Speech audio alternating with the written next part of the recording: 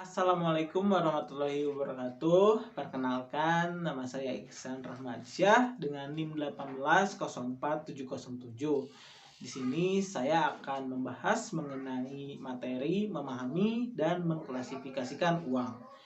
Nah, untuk lebih lanjutnya kita langsung saja masuk ke rangkaian materinya. Ya, jadi di sini ada kerangka materi pembelajaran. Yang pertama ada sejarah uang, kemudian pengertian uang, lalu kriteria uang, kemudian fungsi uang, dan terakhir ada jenis-jenis uang. Di sini ada sejarah dari uang.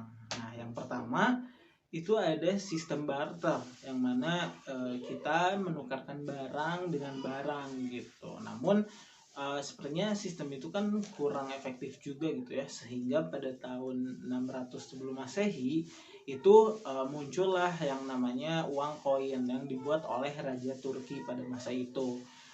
Kemudian setelah itu selanjutnya ada juga uang kertas yang baru diproduksi oleh Cina pada masa dinasti Tang.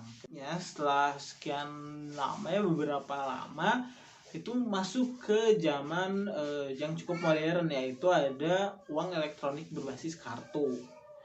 Nah, itu seperti kartu debit, kemudian juga kredit dan lain-lain. Kemudian masuk lagi ke tahap selanjutnya, yaitu ada uang elektronik berbasis server, yaitu seperti m-banking, SMS banking dan lain-lain.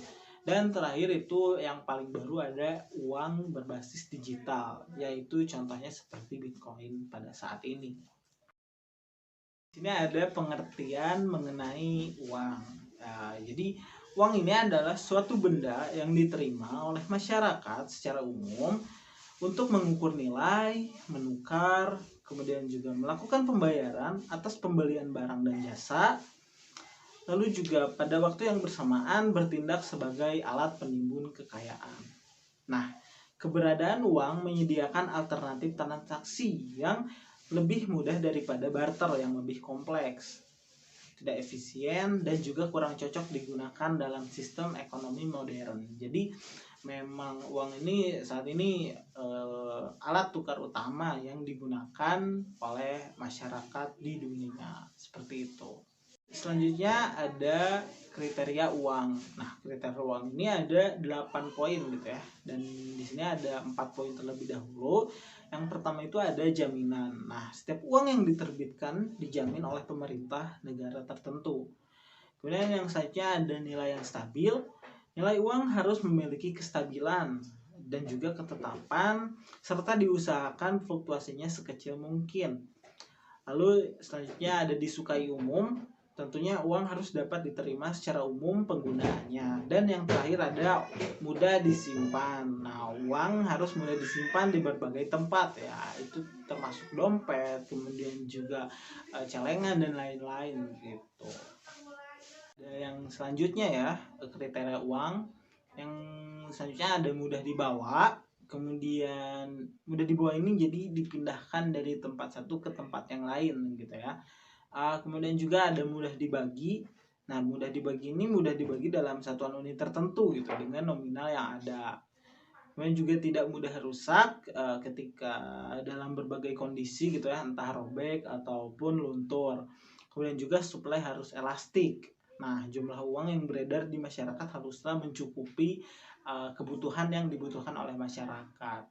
Kan kriteria uang. Selanjutnya di sini ada fungsi dari uang itu sendiri. Nah, fungsinya ini terbagi menjadi dua, yaitu ada fungsi aslinya dan juga fungsi turunan.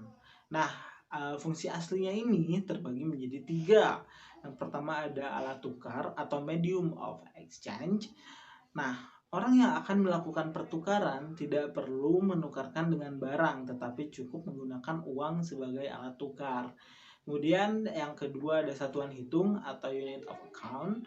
Di sini untuk menunjukkan nilai berbagai macam barang atau jasa yang diperjualbelikan, menunjukkan besarnya kekayaan dan menghitung besarnya pinjaman seperti itu.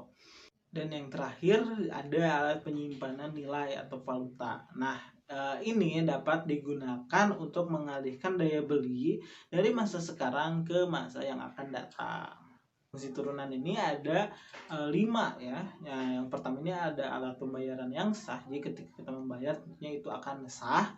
Kemudian ada alat pembayaran utang. Jadi ketika kita memiliki utang kepada orang atau organisasi yang lain, itu kita bisa membayarnya dengan ini. Kemudian juga ada alat penimbun kekayaan, lalu ada alat pemindah kekayaan, dan juga ada alat pendorong kegiatan ekonomi. Sehingga di sini ketika ekonomi Indonesia ini masih kurang baik, nah ini peran kita gitu dalam memberdayakan uang ini supaya perekonomian Indonesia ini bisa lebih baik lagi, seperti itu. Dan yang terakhir nih yaitu jenis-jenis uang. Nah, jenis-jenis uang ini dibagi lagi menjadi 3 ya. Yang pertama ada menurut bahan pembuatannya, kemudian ada menurut lembaga yang mengeluarkannya, dan yang terakhir ada menurut nilainya. Nah, yang pertama ini kita bahas mengenai menurut bahan pembuatannya. Nah, tentunya menurut bahan pembuatannya ini ada 2, yaitu uang logam dan juga uang kertas. Untuk uang logam sendiri tentunya ya terbuat dari logam gitu ya.